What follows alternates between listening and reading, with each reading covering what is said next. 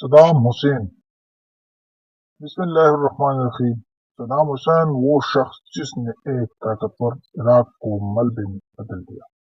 کبھی عراق مشرق وسطی کا سب سے مضبوط، امیر اور باوقار ملک سمجھا جاتا تھا۔ تیل کے کنویں خزانے اکلوتے تھے، شہر ترقی کر رہے تھے، عوام کو تعلیم، علاج اور روزگار میسر تھے۔ صدام حسین کا دور۔ صدام حسین ایک غریب چرائے سے عراق کا امر تھا۔ عراق کی چلتی ہوئی تاریخ میں اگر کسی ایک نام سے سب سے زیادہ خون و خوف اور تباہی لکھی تو وہ تھا صدام حسین، مگر وہ ہمیشہ امر نہیں تھا۔ وہ کبھی ننگے پاؤں گاؤں کے گلیوں میں گھومنے والے ایک غریب بچہ تھا، جس کی آنکھوں میں صرف ایک خوف تھا، طاقت، ہر قیمت پر طاقت۔ بچپن جو نفرت میں ڈال گیا۔ صدام ایک غریب گھرانے میں پیدا ہوا۔ باپ پہلے ہی مر گیا، ماں غربت سے ٹوٹ چکی تھی۔ چچا نے پالا مگر محبت نہیں، نفرت سکھائی۔ اسے بتایا گیا دنیا ظالموں کی ہے، کمزوروں کی نہیں۔ یہی جملہ اس کی روح میں زہر بن کر اتر گیا۔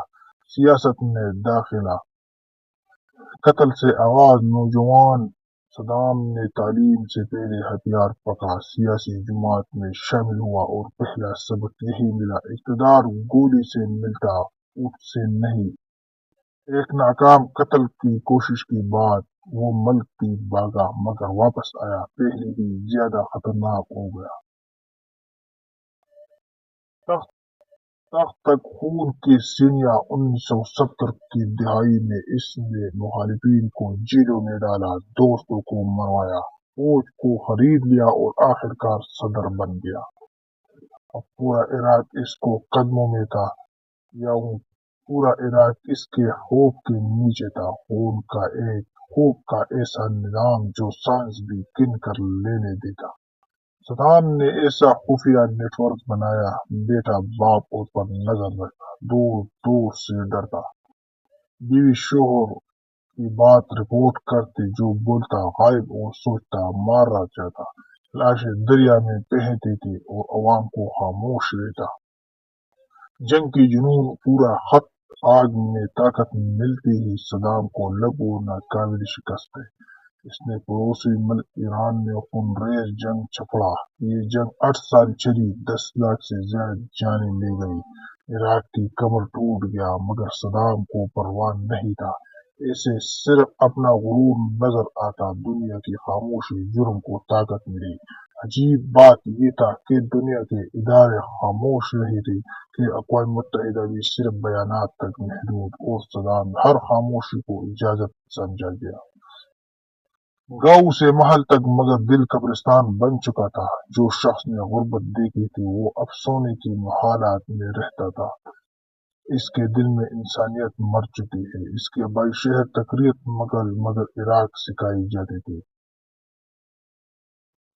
صدام حسین کا دور ایک ایسا دور جس نے طاقت کو غرور میں بدلا، غرور کو جنگ میں اور جنگ کو تباہی میں، اقتدار کی کرسی اور خوف کی سلطنت۔ صدام حسین نے جب حکومت سنبھال لی تو خود کو غربت اور عرب دنیا کو نجات دہندہ سمجھنے لگا۔ اس نے اپنے تصور ہر شہر، ہر اسکول، ہر دفتر میں لکھوا دیے۔ جو اختلاف کرتا غائب ہو جاتا، جو سوال کرتا لاش بن جاتا۔ جیلیں بھر گئی، خوف قانون بن گیا اور طاقت نشہ جنگوں کی آگ میں چلتا۔ عراق صدام نے اپنے آپ کو مشرق وسطی کے سپر لیڈر بنانے کا خواب میں عراق کو مسلسل جنگوں میں جھونک دیا۔ لاکھوں نوجوان مارے گئے، اربوں ڈالر رقم بن گیا، شہر قبرستان بنتے گئے۔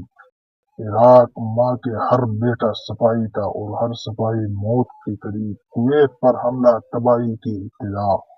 جب عراق کمزور ہو چکا تھا، خزانہ خالی ہو رہا تھا، تب صدام نے ایک اور خطرناک قدم اٹھایا۔ اس نے اچانک کویت پر حملہ کر دیا۔ یہی وہ لمحہ تھا جہاں سے عراق کی بربادی نے تیز رفتاری پکڑ لیا۔ دنیا خاموش نہ رہی۔ امریکہ کی امداد چلنے لگا۔ چند ہی مہینوں میں دنیا کی سب سے بڑی طاقت ریاستہائے متحد امریکہ عراق کے خلاف میدان میں آ گیا، بم برسنے لگے، پل ٹوٹ گیا، اسپتال ملبے میں بدل گیا اور دارالحکومت بغداد ادھر کا دریا بن گیا، بچے یتیم، عورتیں بیوہ اور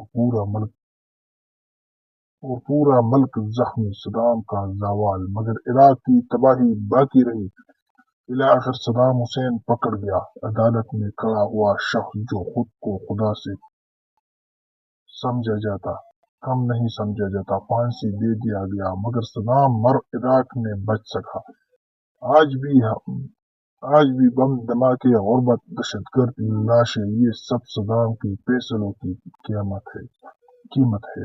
ایک مضبوط ملک کیسے ملبے بنا؟ صدام نے طاقت کو عقل پر ترجیح دی، جنگ کو ترقی پر ترجیح دی، غرور کو قوم پر ترجیح دی، اور نتیجہ آپ ایک تباہ شدہ عراق جس کے مستقبل آج بھی دن میں اگر آپ